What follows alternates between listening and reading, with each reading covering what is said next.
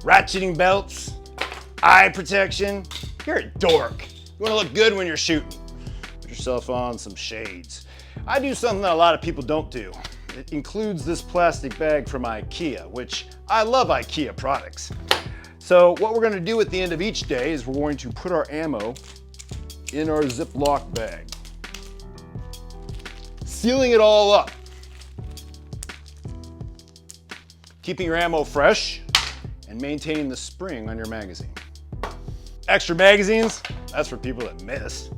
Yeah, we do +1. That way we do have an extra round if we need it.